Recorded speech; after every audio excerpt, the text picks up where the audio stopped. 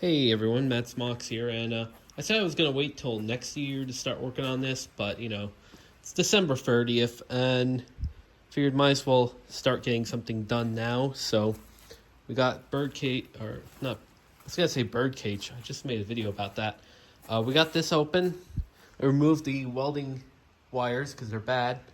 The battery, bad. I need to figure out what I'm going to do with that. You have to take it to place that disposes of batteries.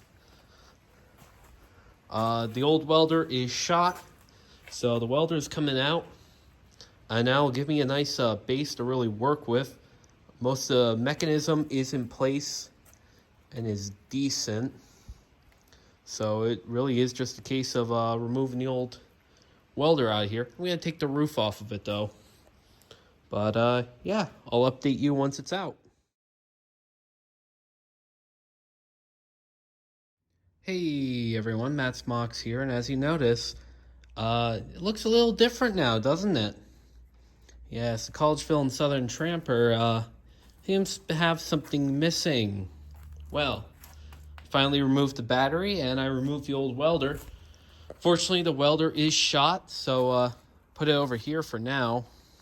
Don't know what I'm going to do with it yet. I'm probably going to, well, actually I do. I'm going to sell it as scrap.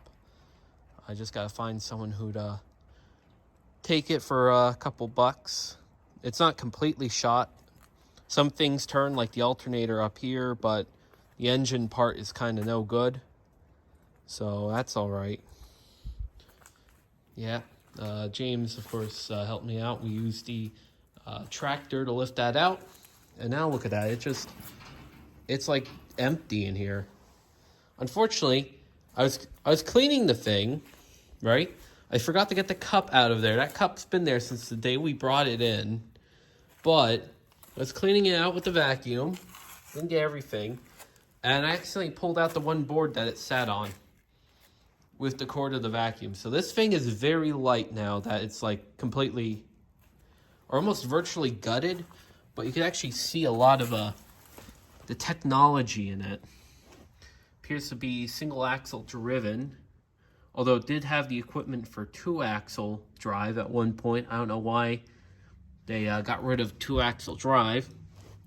And it used a belt system to drive it. This belt actually is what drives it. But the belt went bad at some point. And the motor is probably no good, considering it hasn't run in, well, I know it hasn't run in a long time. A lot of the wiring is just kind of in here. So I'm definitely going to be rebuilding the wiring at least a little bit and putting a proper electrical case in here, making it so all I need to do is I just need to hook up, well, the motor is already hooked up to the throttle, but I also need to rehook up a lot of other stuff that's been disconnected. I just randomly cut wires to get the thing free, but again, that's fine.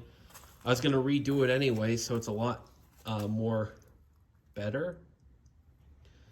And you can actually see there's the plug that used to power it from the welder side. Okay, we'll take a look at that.